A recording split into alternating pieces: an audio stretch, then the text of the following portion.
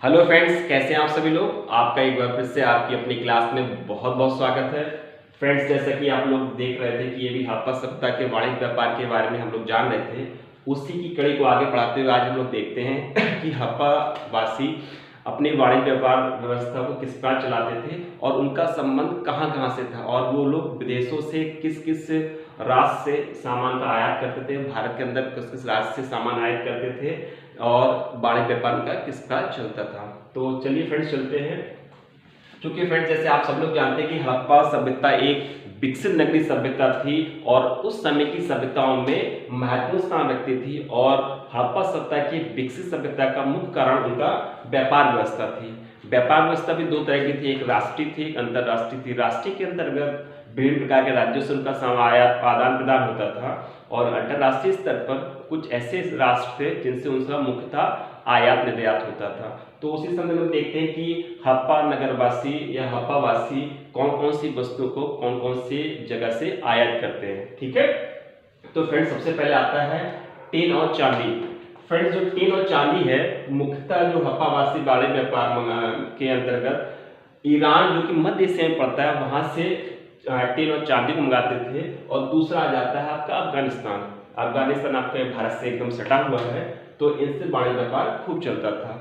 दूसरे नंबर में फ्रेंड्स आ जाता है आपका तांबा। तांबा एक ऐसा स्थल है, ऐसा धातु होती थी जो मुख्यतः राजस्थान जो खेतरी स्थान है वो राजस्थान राज्य के अंतर्गत पड़ता है, वहां से आयात करते थे। और दूसरे नंबर पे आ जाता है आपका बलूचिस्तान।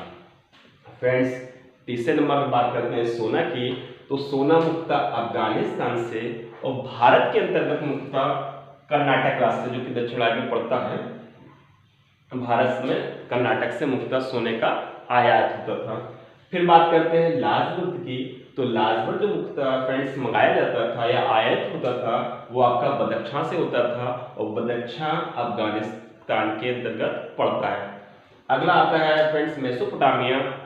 मेसोपोटामिया से भी आयात निर्यात होता था और इसका मुख्य आयात करने वस्तु थी आपकी लाजवर्द। फिर आप बात करते हैं फिरोजा की, तो जो फिरोजा आयात होता था केवल ईरान से होता था क्योंकि ये मुख्यतः ईरान में ही उस समय पाया जाता था। फिर बात करते हैं सीसा की, तो फ्रेंड जो सीसा है वो आपका मुख्यतः ईरान से, अफगानिस्तान से और भारत के अंतर्गत जो राज्य पड़ते हैं वहां से आयात करते थे। ठीक है, फिर बात करते हैं शिलाजीत की। शिलाजीत जो पदार्थ है, जो शक्तिवर्धक है, वो प्राचीन काल से इसकी महत्वता थी और ये मुख्यतः मंगाया जाता था आपका हिमालय क्षेत्र से। और आज भी हिमालय क्षेत्र से भी आज भी शिलाजीत की जो प्राप्ति होती है मुख्यतः प्राप्ति स्थल हिमालय क्षेत्र ही है। फिर बात करते हैं शंख और कोणियों की, तो शंख और कोणियां मुख्यतः आपके सौराष्ट्र से मंगाई जाती थी और सौराष्ट्र आपके गुजरात राज्य के अंतर्गत पड़ता है। फ्रेंड्स, अभी आता है अगला दक्षिण भारत। दक्षिण भारत से भी आपका जो शंख और कोणियां मंगाई जाती थी। फिर एक बात करते हैं अगले जो धातु थी वो थी नील रत्न। नील रत्न जो रत्न था ये बहुमूल्य रत्न होता है जिसकी वैल्यू आज भी सब लोग जानते हैं और बहुत कीमती रत्न है। तो नील जो रत्न था वो मुख्यतः बदख्शां से मंगाया जाता था और बदख्शां आपका पड़ता था अफगानिस्तान में। फ्रेंड्स, अगला आता है सेलखड़ी। सेलखड़ी मुख्यतः आपका बलूचिस्तान से प्राप्त होता था, गुजरात से प्राप्त होता था और राजस्थान से प्राप्त होता था। तो ये मुख्य 3 स्थल थे जो सेलखड़ी की प्राप्ति के थे। फिर आगे आता है हरित मणि जो मुख्यतः आपका दक्षिण भारत से आयात होता था। तो फ्रेंड्स, ये मुख्यतः वस्तुएं थी जो हड़प्पा वासी राष्ट्रीय और अंतर्राष्ट्रीय स्तर पर आयात करते थे। ठीक है फ्रेंड्स, और एक बार फिर मैं कहूँगा कि जो हड़प्पा सभ्यता का आधार बिंदु था वो मुख्यतः उनका वाणिज्य व्यापार था, विकसित वाणिज्य व्यापार व्यवस्था। और वो वाणिज्य व्यापार के अंतर्गत भी जो विदेशी व्यापार था वो उनका बहुत ही उन्नति किस्म का था, बहुत उन्होंने उन्नति की थी जिसके आधार पर जो हड़प्पा संस्कृति का चहुमुखी विकास हुआ और देश विदेश से इनके संबंध स्थापित हुए। तो फ्रेंड्स, आज के लिए इतना ही है।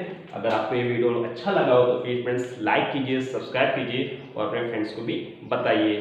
फ्रेंड्स, आज के लिए इतना बहुत है। Thank you very much.